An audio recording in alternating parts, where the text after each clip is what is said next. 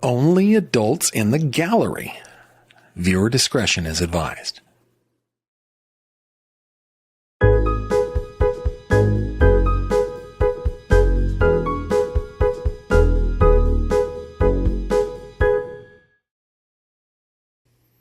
Well, hello there, my friend. Funny seeing you once again. No, it's not funny at all. It is 7:30 p.m. Eastern. This is when we get together. My name is Gavin. This is my channel. Here we like to cut through fluff. We like to cut through sensationalism with our karate chop. I don't know. That's what we are. Sometimes we speculate and stuff, but we're all about true crime here. And if you are the same, then you have found the right place. And I'm glad you did. Hey, today we're talking about a new case for this channel. Now, I'm just going to I'm going to open the kimono here for a second, okay? A little inside baseball. I'm going to show you how the sausage is made. So, lots of metaphors there, okay? Listen, it's actually, for me anyway, kind of nerve-wracking to start a new case, especially, like do the first video of a case here on the channel, especially when I haven't been paying close attention to it because I've been paying attention to other cases. And that is the case tonight, is that we've got a very important case, but I'm kind of late to the party on this. And so we're going to catch up. Okay. Now this has happened before. We have covered the Madeline Soto case at length here on the channel. And there was a time when I could not pronounce Kissimmee. I just didn't know anything about the case, and I got over it. I said, we're going to do it anyway, and that's what we're doing tonight. So hopefully you are going to exercise a Herculean amount of patience with me. You're going to extend me a little grace as we talk about the missing Sullivan siblings, Lilly, age 6, there on the left, and Jack, age 4, on the right. These are a pair of siblings that have gone missing out of rural Nova Scotia. And I'm going to be using, to guide us through this first episode on this case. Boy, I want them to be found safely so badly. And I don't want there to be 100 videos on this case. I want there to be one video, and I want to hear that they've been found safely. But I mean, according to the press conference that I watched from the Mounties, from the Royal Mounted Police, what is it? The Royal Mounted Canadian Police, Royal Canadian Mounted Police, RCMP. Anyway,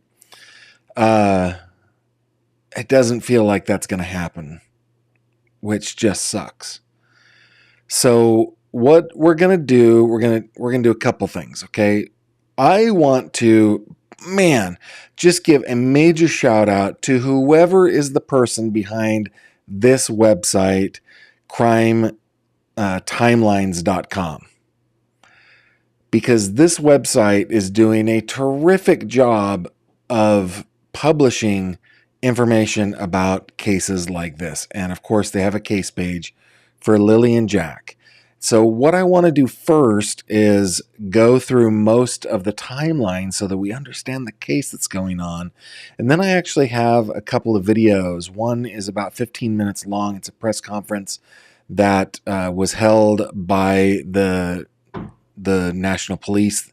I can never remember if it's the Royal Canadian Mounted Police. I think that's what it is, RCMP. And then I have a 5-minute video from CTV. It's a morning show, and this host talks to somebody who is kind of in the know when it comes to police work in Canada. That's another thing that is a little bit, I guess, intimidating about this case, is that it's happening in Canada, and I am not a person that really, I mean, I've covered Ramina Shaw in Canada, but I don't do a lot of Canadian cases. Before we go to the timeline from crimetimelines.com, let's just take a look at where we are on Earth on this one. Okay, this is North America. Well, I guess North America starts about there, ends all the way up there.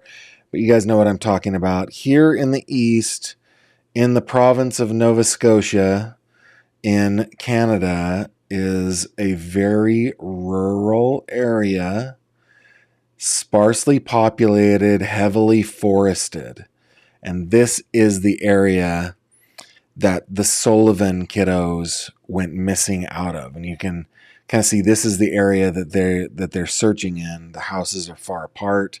This is a very rural area. Okay, so that's where we're starting. And let's just go through the timeline. Okay, I'm gonna actually go down here to the timeline. Okay. So the kids did not attend school that week since Tuesday. They were kept home because Lilly had a cough. So on Tuesday, April 29th, the bus driver dropped them off at home after school on Tuesday. And by the way, this has links. It's well sourced. I really want to know who this person is who does this website because my goodness, they do a good job. Okay. The following day, Wednesday, April 30th, the province had no school because of the National Day for Truth and Reconciliation. This is a culturally significant day for the entire country and observed across all schools and public institutions in Nova Scotia. Does Nova Scotia mean New Scotland? Is that what Nova Scotia means? Here, let's look on here. Nova Scotia meaning. It is New Scotland. Thought I remembered that from something. Okay. So 6-year-old Lilly Sullivan and 4-year-old Jack Sullivan are reported missing from their rural home on Garlick Road in Lansdowne Station, Pictou County. I think I just butchered that. About 30 kilometers from New Glasgow, Nova Scotia. The children were last seen playing in the yard. Mom said they were outside playing, but we weren't aware of it at the time, and the next thing we knew, it was quiet. By the way, I will say that the parents, and I did not, the mom and the stepdad, I didn't prepare images of them. Let's see. Lilly and Jack Sullivan, mom. Let me just see if I can find when cases like this go crazy, it's hard to find pictures of parents. It's just, sorry, I didn't prepare that, guys. Didn't do a good job there. Okay. So anyway, what is the mom's name here? Mother Malaya Brooks Murray. Let's try that one more time. We'll look for an image. There we go. Okay. So open image in new tab. This is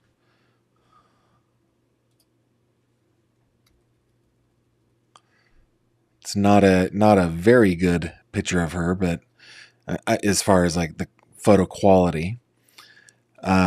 So looks like Malia Brooks Murray. Oh my goodness. Okay, we're going to get back to this, okay? So about 11 a.m. following their disappearance, a vulnerable missing persons advisory was issued in Pictou County. The County District RCMP, Royal Canadian Mounted Police, is seeking public assistance in locating 6-year-old Lilly and 4-year-old Jack. They were last seen this morning, May 2nd, on Garlick Road in Lansdowne Station. Lilly Sullivan has shoulder-length, light brown hair and bangs, and may be wearing a pink sweater, pink pants, and pink boots. Jack Sullivan has short blondish hair and was last seen wearing blue dinosaur boots. Further clothing details are unavailable. Okay. 5:27 p.m. a broadcast intrusive alert was issued extending to Antigonish, Colchester, and Pictou counties.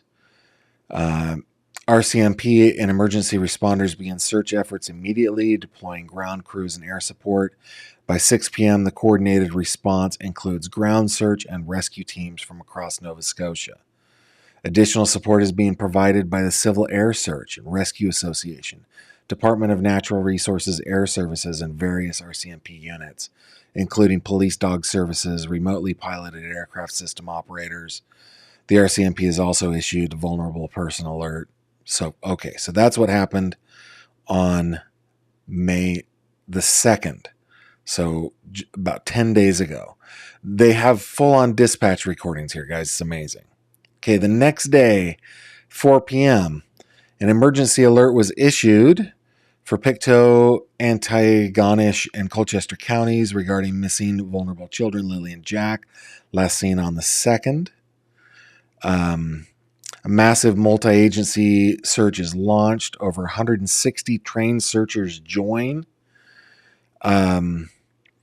Daniel Martell attend a briefing at the search and rescue head. So the mom and stepdad. Now, Daniel Martell, these guys, as I understand it, have been under a little bit of suspicion. I think probably simply because they're the parents, they're the guardians. That typically happens. I would love to know your comments on this, because as I understand it, they've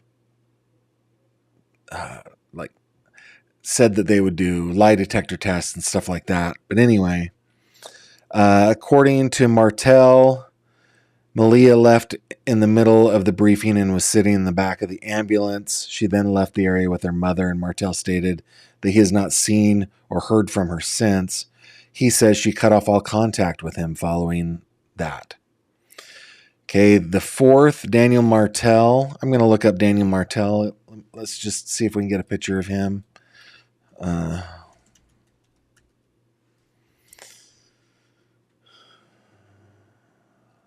Yeah, this is actually a picture of both of them.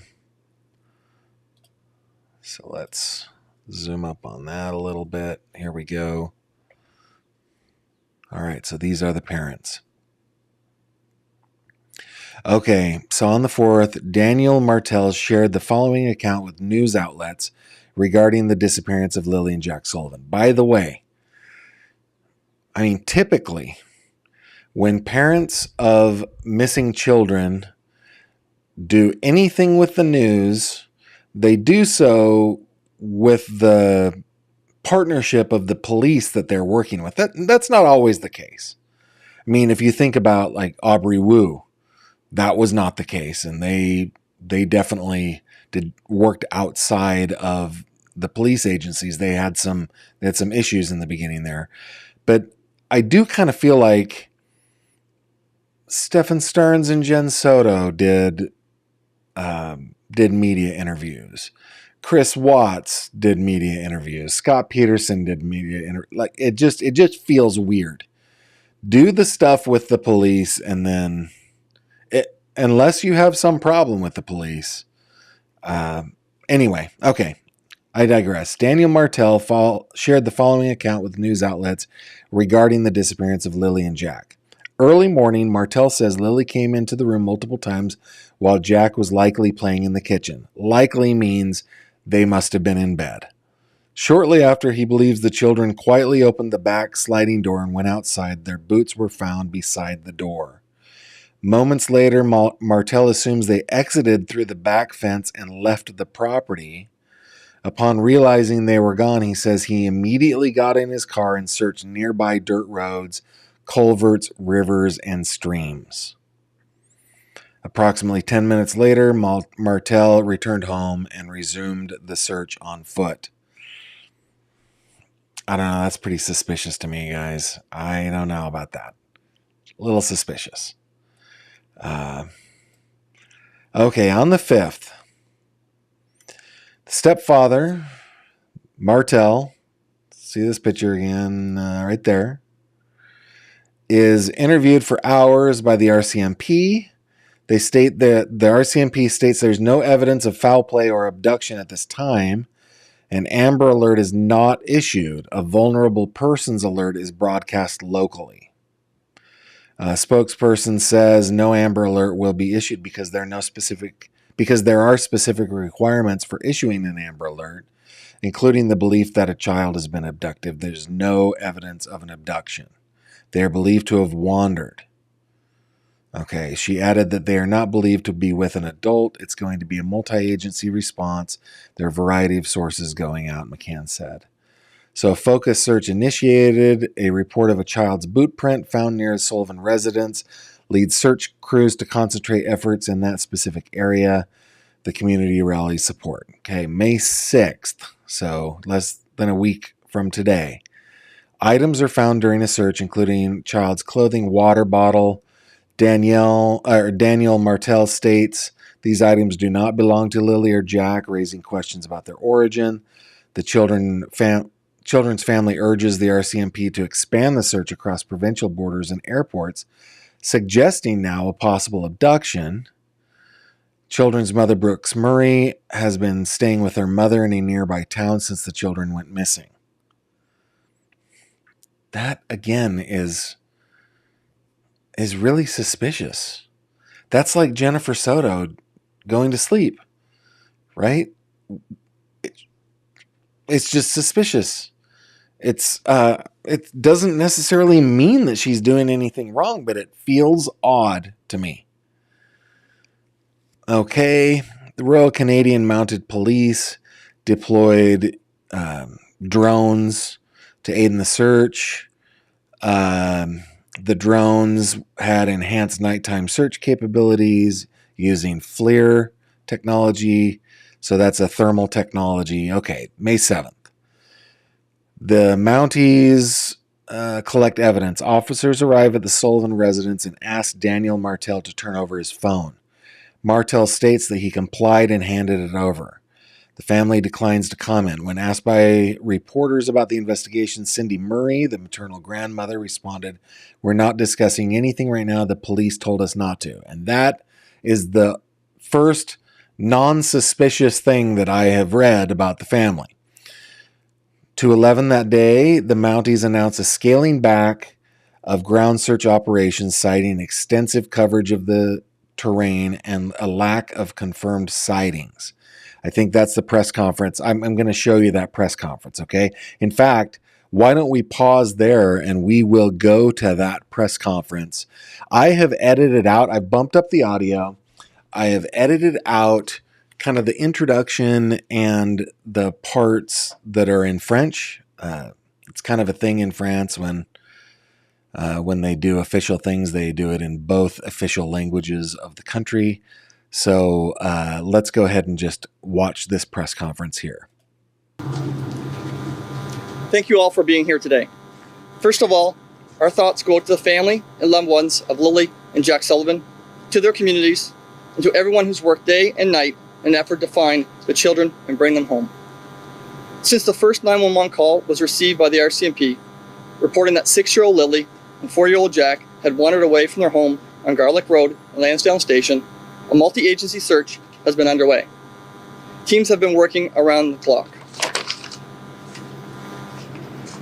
This search has included many agencies, including volunteer ground search and rescue teams from across Nova Scotia and New Brunswick, the Civil Air Search and Rescue Association, known as CASERA, Department of Natural Resources Air Services, Nova Scotia Public Safety and Field Communications, Nova Scotia Guard, Joint Rescue Coordination Center, Salvation Army, the Canada Heavy Urban Search and Rescue Task Force 5, and several RCMP units, including police dog services and drone operators. Since Saturday, because we treat all missing person files as suspicious until our investigation leads us to determine otherwise, our Major Crimes Unit has been engaged. It's been an all-hands-on-deck effort using every available resource and tool. Since the search began on May 2nd, it has been concentrated in the Garlick Road area and has covered 4 square kilometers of heavy, wooded, rural terrain. Thanks, bro. Up to 160 trained volunteer searchers, along with many others, have been involved in the search each day. Tens of thousands of search hours have been dedicated to scouring the area, and GSAR has confirmed that over 100 tracks have been laid using GPS and grid searches. Efforts to locate Lilly and Jack have also included 2 vulnerable missing person alerts, posting their children's photos and information on Nova Scotia RCMP website and social media accounts. Our social accounts have more than 300,000 followers, and releasing information to local media as well as reporters across the country. I'm not sure. Lilly and Jack have made headlines from coast to coast. While the search has been ongoing, RCMP officers continued with the missing person investigation, speaking with family and community members to gather tips and other information that could help locate the children. We have not received any confirmed reports of sightings.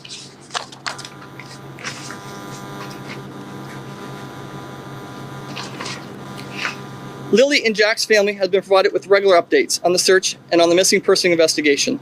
They've also been afforded supports. As of today, May 7th, the active search efforts to locate Lilly and Jack will be scaled back.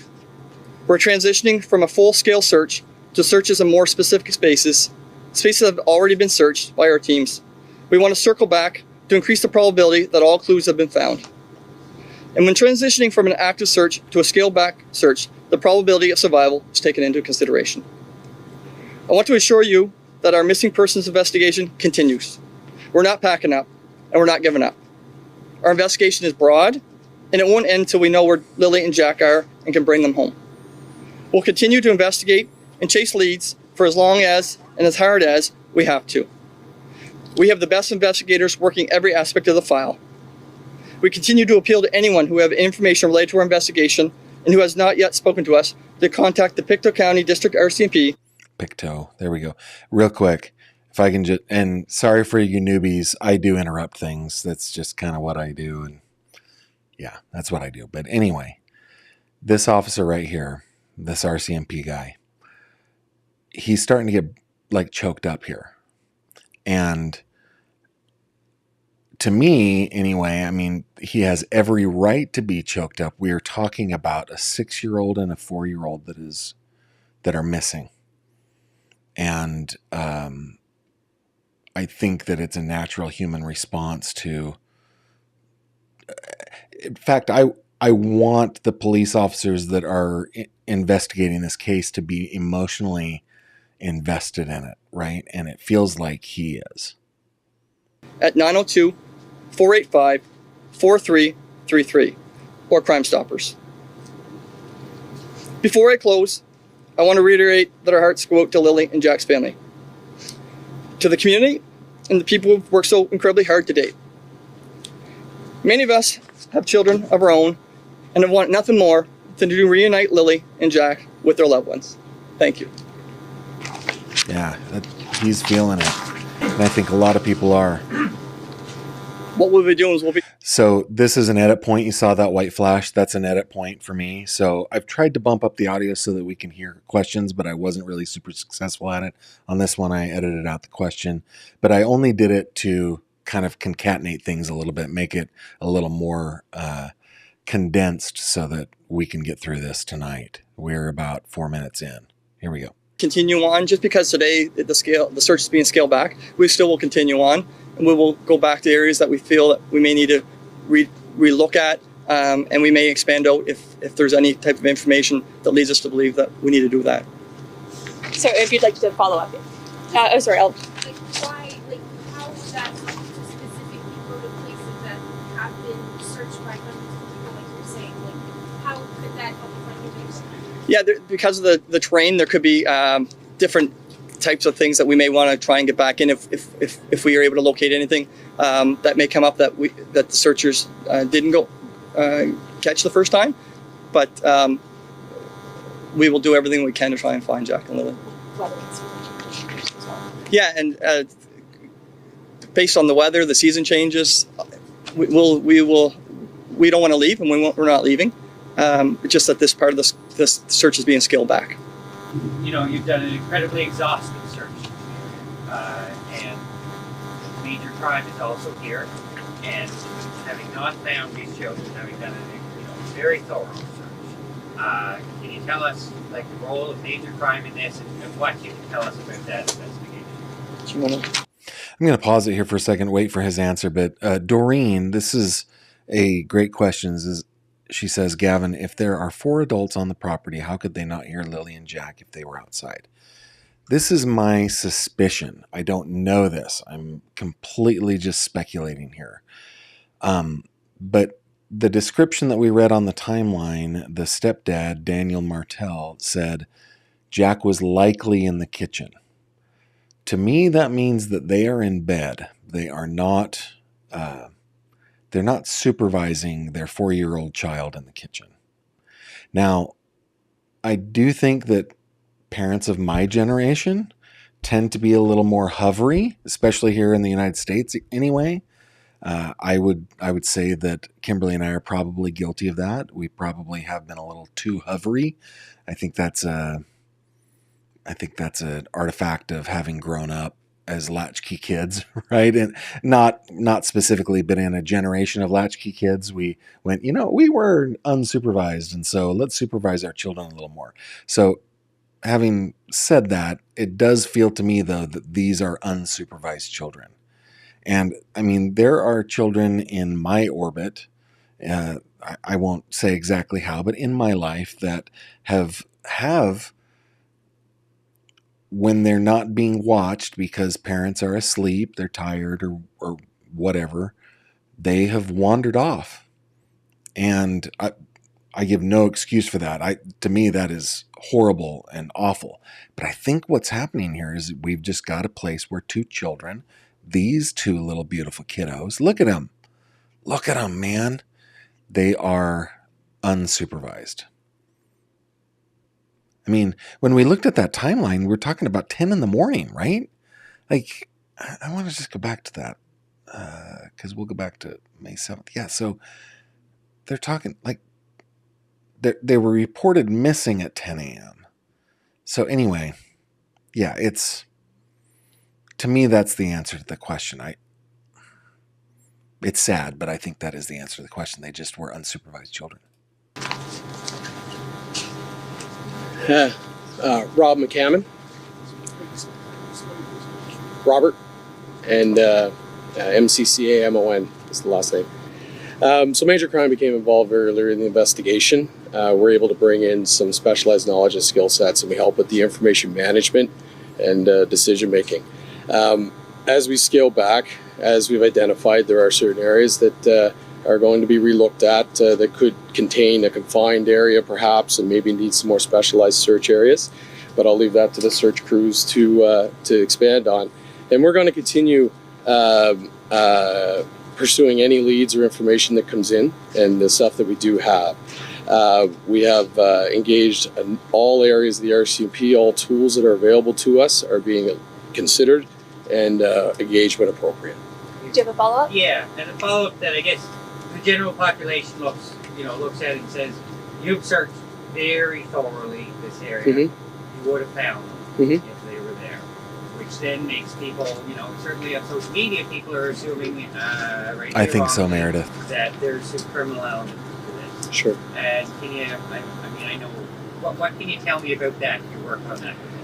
Well, I can't really speculate on the investigation, obviously. That wouldn't be fair to the process. But we are constantly reviewing everything that's been done, looking at all different facets of available information, and we'll make decisions on that. I can't really comment on the details of that, but we will pursue every lead that becomes available and take it to where it needs to go. So, thank you. So, is there... By the way, our neighbors to the north, Canada, you guys, you have a reputation in the world for being happy, polite, good people. And every time I watch anything out of Canada, it just reinforces, I know it's a stereotype, but it reinforces it. It's a great stereotype to have. They're absolutely, I don't know. That's apropos of nothing, but yeah, he just answered politely. Yeah, it wouldn't be fair to the process if I were to tell you about it. And so I'm just not going to tell you about it. But he did it in the most polite way, man. If that was a DA from my area, he would have yelled at the reporter for asking a dumb question. Love you, Canadians. Love our neighbors to the north. Yeah, sorry, go ahead. Wait, hold on a second. You at first said it wasn't suspicious. You think the kids just wandered off. Now you're saying every missing person's investigation is considered suspicious. Is it still suspicious? Are there any suspects here? Again, I'm not going to comment on the details of the investigation, but I will comment when somebody goes missing and we become engaged as any police officer, not just major crime, we will look at all the details and make considerations on the information we have, right? When it comes to a missing person, we have to automatically consider those, are there people that have different charter implications and things like that? So we will automatically start to consider what evidence is pointing us towards a suspicious in nature. Again, I can't comment more than that, but every missing person case, we would approach it from the same process. A methodical, collection and review of information with decisions based on that. And the family has said they believe it's abduction or they suspect it's abduction. Are there now any clues or anything leading you to think that that might be possible? If we had any information that led that way and we felt that we could provide anything with the public, we would have done that. We would have got that information out. We're working very closely with the family and we will pursue every avenue. But again, I'm not going to make any specific comments, but anything that would point towards that, we would immediately take steps to address things that need to be addressed. That's a good answer. That's a very good answer. I'm not going to tell you exactly, but in general, that was really good. Be Concilio, please post timeline channel you spoke. It's crimetimelines.com. And mods, if you can put that in the live chat, I'd appreciate it. I think this question is most important to discuss. You talked about some other children. I was wondering if you could address that specifically, given the ages of some children and the weather conditions. It looks like Autumn's on it. Thanks, Autumn. Yeah. So the incident command person with the RCMP, along with the search manager, at some point have to make a decision when would it scale back this search, and a number of factors we have to take into consideration, and they would, based upon scientific information that they have, to deem when that time has to come, and that is now. And a lot of those factors come into play would be the age of the missing persons, the weather, how long it's been, what area it's been covered. So at that point, they have to make a decision on that. I hate to ask this, but given their age and conditions, if they were still I guess it goes back to all those factors have to come into play, right? So we are scaling back because it's time to move to a different part of the search. What perception of scale back versus active search? I know yesterday there was a report at or around 140 searchers and around 4 square quantify. Yeah, Lewis, Susan, exactly. Fewer searchers, smaller area, larger area. How does that look like? Yeah, so just to go to the first point, there's been a lot of searchers here, and we can't thank them enough for being here. They've given up. A lot of them have been here since day one, and they have given up. Some have taken time off work. Some have really left their families behind, and we are very grateful for that. I really like this guy. The empathy coming, like oozes out of him. I'm glad that he's in charge of the search. Saying that, we will look in on them and their senior managers to give us some recommendations of what else we can do. But we will take that and we will explore whatever we have and whatever we can do to check it in spots that need to be checked or whatever. But at this point in time, after today, we just won't see all these searchers here. Sure. Amy, if you're comfortable with that. Thank you. I saw a person yesterday who was dressed like limping to the area. Hey, by the way, before we get into this question, I was going through these pictures. You know, these are basically the only pictures of these kiddos that I can find online. Hey, research crew, if you're watching, let's see if we can find some more pictures of Jack and Lilly. But this is another one of those things. It's kind of like the Madeline Soto case. Why are there so few photos? It just feels like the kiddos were neglected. That's what it feels like. I'm not saying it's true. If you were to ask me for pictures of any of my children, including the grown ones, the ones that live far away, I would be able to avalanche upon you so many photos, high quality photos, easily. And it just appears that these are kind of like the only pictures of these kiddos. And it is an indication to me that they're neglected kiddos. It's just my opinion. I'm not saying it's true. It's just what it feels like to me. People are homeless. You can talk about how tough it was. It's like it looks almost impossible. What did you see? What did your people on your team see? You went into those woods? Well, these woods, they are very thick. There's a lot of the hurricane damage from Fiona a couple years ago.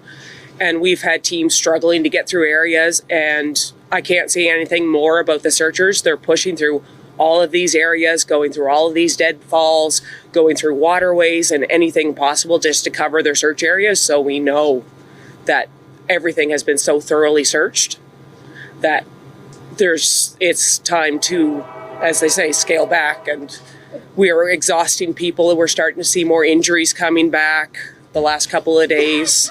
And it's hard terrain.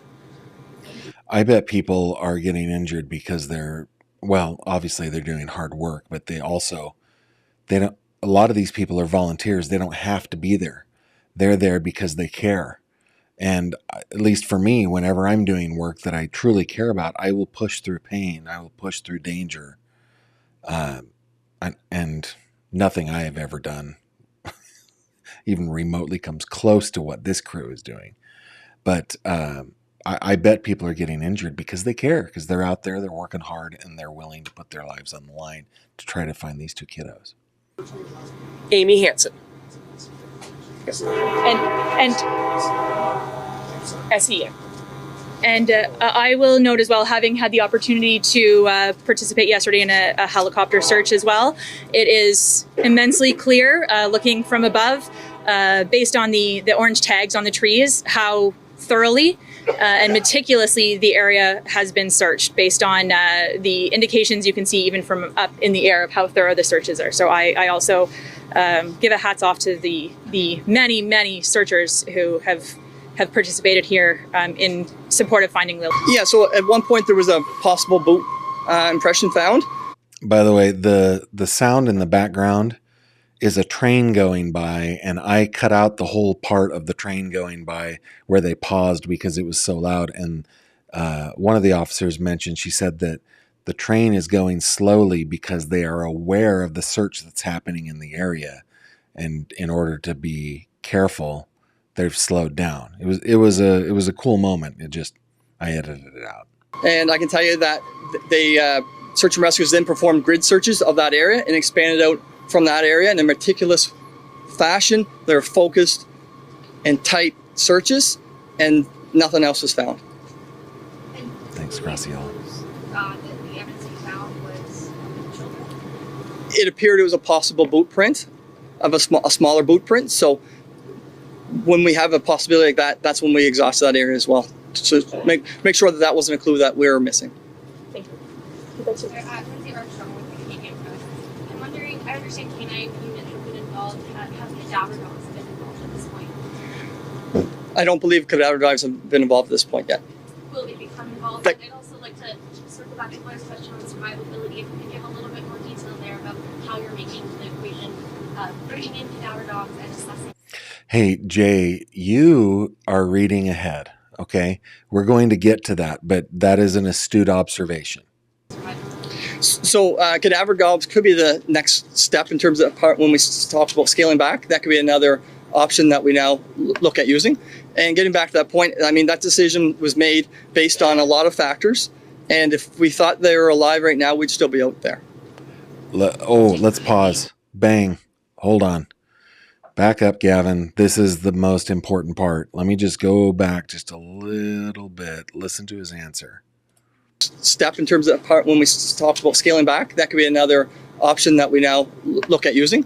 And getting back to that point, I mean, that decision was made based on a lot of factors. And if we thought they were alive right now, we'd still be out there. It could be, does that mean? If we thought they were alive, we would still be out there. Not that I'm where I can speak to of cadaver dogs are coming or not. I can't speak to it. Thank you. Is there a question? That's a good point, Local Art Witch. Chipper, do you two have something global? No? Okay. I do. Sure, Hi. thank you. I'm Lindsay Jones with the Globe and Mail. Wondering if you can clarify, the third major crime has been involved since Sunday, is that correct? Saturday morning. Since Saturday, okay. So do you believe the children have met foul play?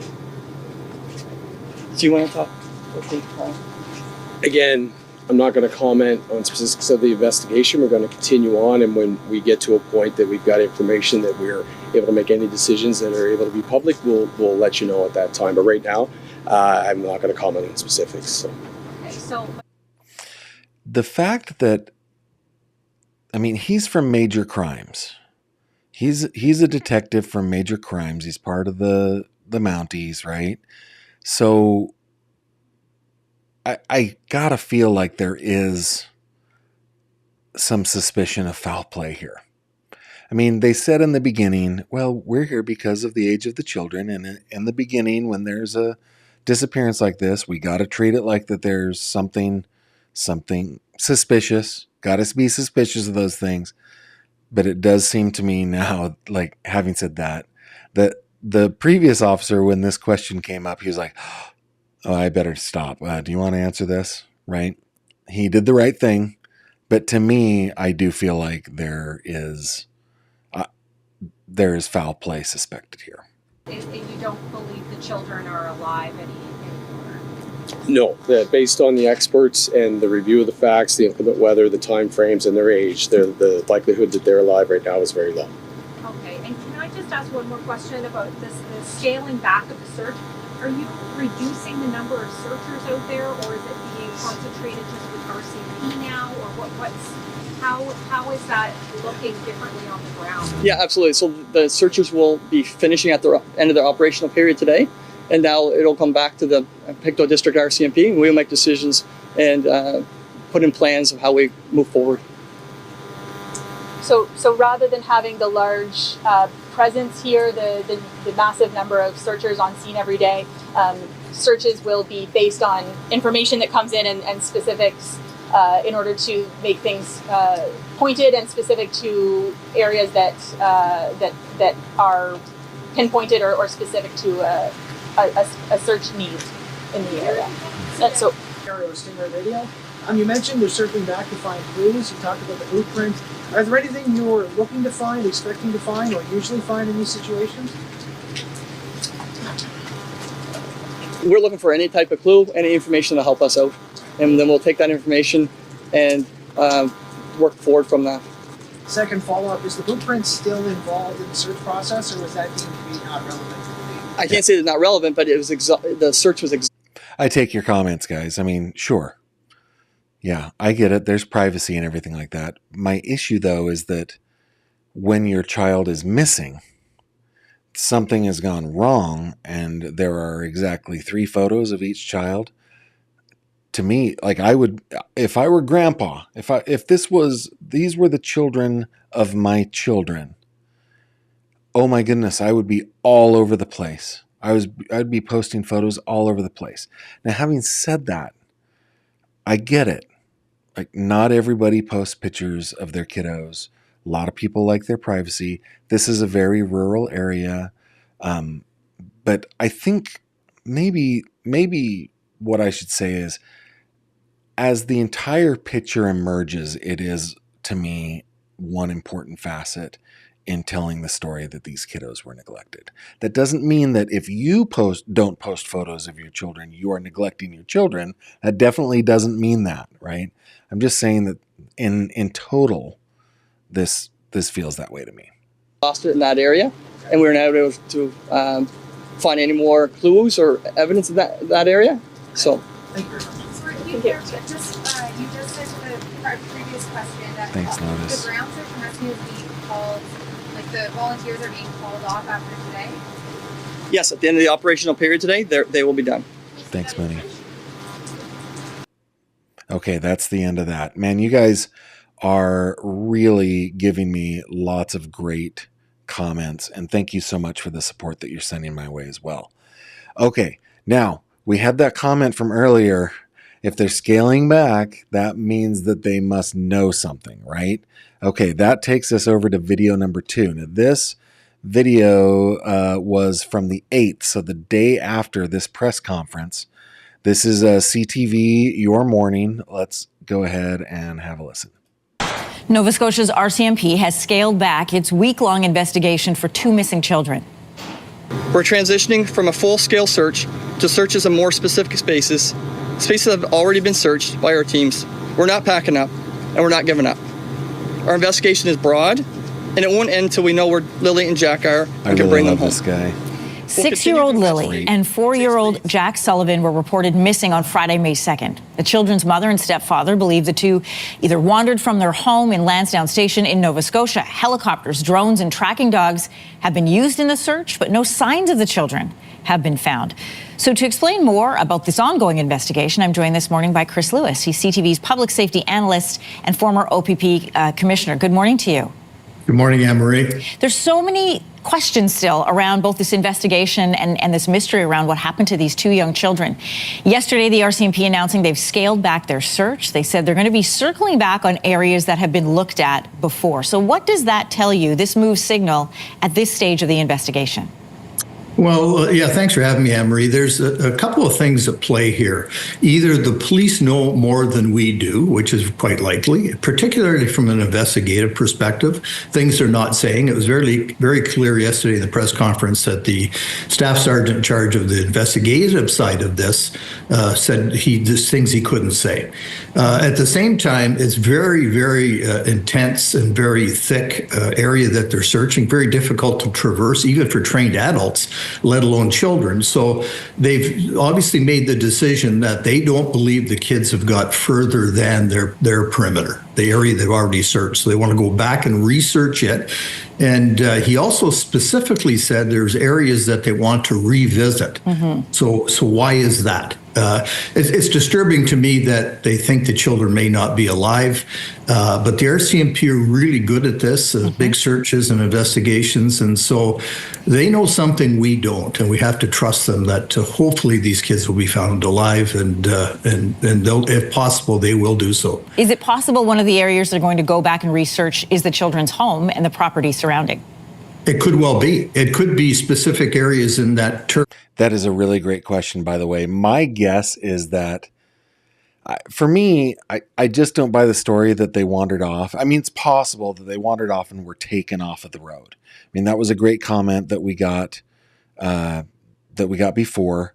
It's possible that they wandered towards school and were picked up and taken. Kind of feel, though, that in a rural area like that, the person that would be doing the picking up would be somebody who is known. So that makes me wonder if the RCMP is looking at the roster of people in the area with criminal rap sheets, especially those with convictions or allegations of crimes that were perpetrated against children, that kind of thing. But the other thing is, I think going back to the house and looking for evidence there is probably a good idea, and they probably will do that. That maybe there's water, culverts and things like that. I don't know. I'm only guessing here, but they're pretty careful to how they worded it all, and which makes me think, once again, from an investigative perspective, they know something we don't, which is almost always the case. But the investigation, the search, always happen in parallel. Mm-hmm. But in this case, it appears that it seems to be narrowing down to a point that we're going to know something soon, and fingers crossed, it's good news. But they're not holding out a whole pile of hope at this point, unfortunately. It's interesting that your experience and instinct tell you that they're narrowing in on something soon. One thing else that stood out was that major crimes is still part of this investigation. They were at that press conference on Wednesday. What does that say, that this is a search and rescue / search recovery, but also that major crimes is involved? Well, major crimes would always be involved with missing children, because either they're lost, which is certainly what they've been hoping to be the case, and then find them alive, or they've met with foul play in some way. And there's a couple of different avenues that could go, either a stranger abduction or someone that is known to them. And so a major crime would always be following that up until they really... It's more likely that it would be somebody known to the children, which is just... proof one way or another as to what's happened to these kids. So that's not uncommon at all. During that press conference yesterday, police said that the likelihood of the children being alive was very low. That stood out to me, and you mentioned it as well. When one officer was asked at how they arrived at that conclusion, he only offered scientific methods. What does that mean? Well, based on probabilities, previous searches, a lot of data that's been gathered over the years, and just experience of these searchers and the search masters, they made a determination that they don't think these kids could have got out of where they are. So that being the case, and have the fact they've been all through there, and some weather issues, although the weather's not all that bad, they've determined there's no way that they could be alive in their view, which is very sad. But at the same time, I've seen searches where adults have been missing for weeks in similar weather and found alive. So you can never say never, and the fact that they're leaning that way causes me even more concern. Yeah. One last question for you. The parents say they believe the children were abducted. Police say they don't have any evidence. That's a very good point. That, like, if they're leaning toward the children are dead, there must be some indication beyond, hey, it's been too long for them to be able to survive. I think that there is some indication that is leading them to believe that. To suggest that. So then what options are left? Well, why are the parents saying that? It would be the first question from the investigators. What makes you believe that? Because if they are, then the police want to know that. The stepfather said very clearly he's been offered he offered to have polygraphs, and he's given them everything. So there's quite an investigation going on around the family. I'm not suggesting there's anything untoward there, but police are obviously following that part of it very closely, and hopefully they'll come up with something soon. This is just a tragedy extraordinaire. Heartbreak for the family and the community and everyone involved. Chris Lewis, CTV's public safety analyst and former OPP commissioner. Thank you for your time and your expertise this morning. Thank you, Anne-Marie. Yeah. If you like that video, make sure to subscribe. CTV Your Morning. Thank you for that report. So, yeah, I am more of the opinion now that the police are closing in on something. They're not just pulling back their search because of inclement weather or because they feel like the children couldn't have survived out there. I feel like they have some indication that they should be pulling back. And it is sad that they seem to believe that the children are dead. Now, let me take these off so I don't have to listen to my own voice. Oh my goodness, guys. Okay. All right. Wow. I am just a vision right now, am I not? I was helping my oldest son do some car work, and I seem to have cut myself. Anyway, let me go on with some of your comments here. Stepdad was in Truro today looking to buy a car? Huh. Okay. Sorry, I need to go back. It just refreshed. Okay. Yeah, I need to bring these up. I take your comments, guys, and we can agree to disagree, and thanks for being so respectful about it. Justice says, Gavin, to me, the mom didn't show much emotion in her interview. Lisa says, see, if one of my kiddos were missing, I would flood the news and social media. Privacy has its place. Yeah, I think, and Brenda is dropping a couple more pics. Thank you very much. I appreciate that. Okay. Yeah, a lot of people, you guys are commenting on the picture angle of it, and it's totally cool for you to disagree or agree with me, and I appreciate you sharing that with me. I'm going to keep on just kind of scrolling through. I think they did something to those poor kids because they couldn't handle them anymore. If that is the case, boy, that would just be sad. So sad. Great comments, man. You guys are busy. Lisa says, Gavin, we only know about 10% of what the cops do. So they definitely know more. Yeah, I think so. Yep. They were looking for kids, not likely looking for a burial the first pass. Oh, yeah, that's probably. The Dava, I mean, I appreciate this comment. It's true. It's macabre, but it's true, and it's important for us to think about.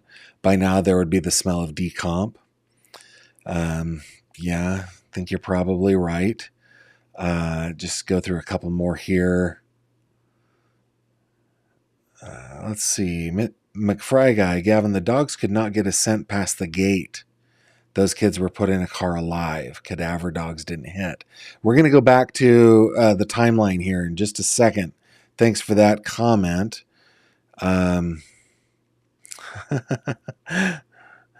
Loudmouth 981 just stopped to say hi. I'm glad you're here. I will, if any of my researchers, any of my research crew can find videos and photos, let me know, because we will add that to our case file for the next time that we do this case. And by the way, if you're interested in being a researcher for me, and we've got several that are doing awesome work. If you go over to gavinfish.com, let me bring this up for you right here, and click on this little icon. You can express your interest here. Just send me a message and one of my team will reach out to you, okay? Ooh, by the way, while we're here on the website, if you click on this little fish up here, that will take you to the fish tank on Facebook. I shared a fun little, I'm not sure if you guys like this sort of stuff, but I shared a little memory, kind of getting past Mother's Day, of my grandma and my mom. We went flying back in the day. And anyway, if you are on Facebook and you want to join us there, you are cordially invited to do so. Okay, back to the comments before we get to the crime timeline real quick. Let's see. Dog walker. One of the worst experiences of my life was getting lost in the woods, and I was an adult. These kids could easily have gotten lost with no way out. Yeah, valid point. Doreen thinks they probably found something. Adults, though, know how to start a fire, find food. Kids at age of 6 and 4 don't know basic survival skills. Yeah, I think even most adults wouldn't have been able to do much. Okay, so let's go back over. You guys are keep talking, and I appreciate those comments. But let me go back over to this amazing crimetimelines.com. I got to reach out to this crew. They're doing really good work. Okay, on the 9th. So this is actually on the 8th. Let's do the 8th. There was aerial and tech-assisted search, CPS involvement. According to Martell's interview, his friend drove Martell to the Children's Protective Services office in Stellarton, where he requested to see his 16-month-old daughter, Meadow. The request was denied. So, looks like CPS involved. Martell says, as of now, I can't be around Meadow. With the kids going missing, CPS wants to keep a tight leash on everything. On the 9th, Martell emphasizes cooperation. He states that he's been fully cooperative. I gave them everything from my phone. I asked for a lie detector test and drug tests. I'm the one trying to move this forward and give any information that I have. Tech and digital investigation. Martell says RCMP are examining the home's wireless router to determine who connected to the internet and when.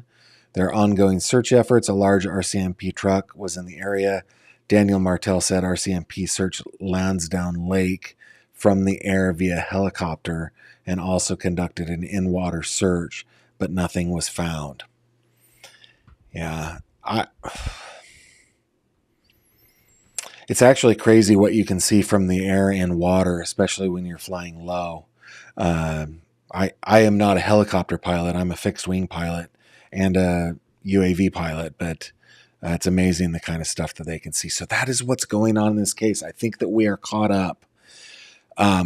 Again, I appreciate you guys extending me a little grace on this. This is a case that obviously is touching the hearts of many, including me. So many of our Canadian friends and neighbors, this is ripping a hole in them right now. This sort of stuff doesn't happen. And we're talking about a 4-year-old and a 6-year-old here. And so it's more deeply troubling. Now that we've got our first video on this case, we will keep a close eye on it, me and my team. Remember, if you would like to be a researcher on the team, reach out. But boy, do I appreciate you guys joining me today. Quick little housekeeping item. As I announced last week, tomorrow I won't be live streaming during my normal 7:30 p.m. time. We actually have a family activity that we're going to be doing. So I won't be here tomorrow, but I will be here the following day. Before we go, I just want to wish all of you who are watching, all of you mothers, a happy Mother's Day, a belated happy Mother's Day. we had a terrific weekend this past weekend. I talked with my mom. We spent some time as a family yesterday here at the house for Mother's Day. Kimberly opened her gift, which I should have prepared. Hang on, I will get it for you guys. I told you I got the perfect gift for my wife. I'm not a good gift giver, but I don't know what happened this year. I did get her a really, really good gift. I'm going to open up a picture right now so you can see it. Let's open it here in Firefox so I can just go over here. There is my lovely wife on one of her 2 new paddle boards. Of course, she's not dressed for the paddle board. We had just come home from church when she opened her gift, but there she is. She got paddle boards for Mother's Day, and she has been wanting one for about 10 years. So I was really excited. She was really happy. We had a really good Mother's Day, and I hope that you, mothers everywhere, had a terrific Mother's Day too. With that, I shall bid you adieu, and I will see you on the next one. Take care. Thank you very much for watching this video. If you liked what you saw, please consider subscribing. And if you have any questions or comments, please leave them below.